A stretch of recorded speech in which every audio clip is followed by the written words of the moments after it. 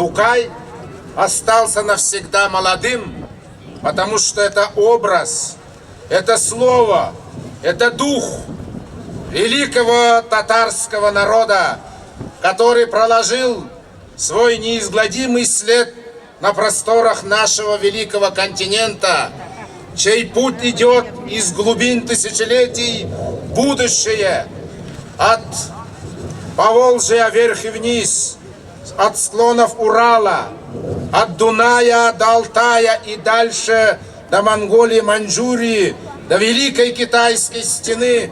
Татарский народ остается в истории.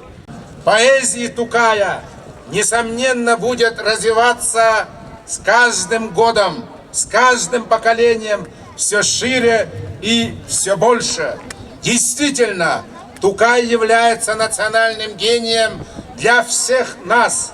Мы, только что Николай Лугинов, который приехал с северо-востока нашего континента, подтвердил, что он потомок татарского царевича.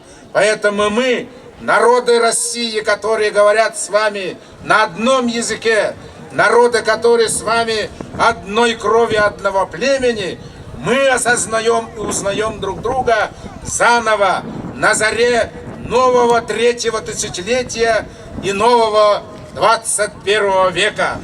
Я в заключение хотел бы сказать, что татарский народ, который сыграл выдающуюся роль в истории народов нашей страны, будет все больше и больше крепнуть и разрастаться, как арча, и в этом новом 21 веке, потому что он имел не только великую историю, но он хранит и свою великую трагедию.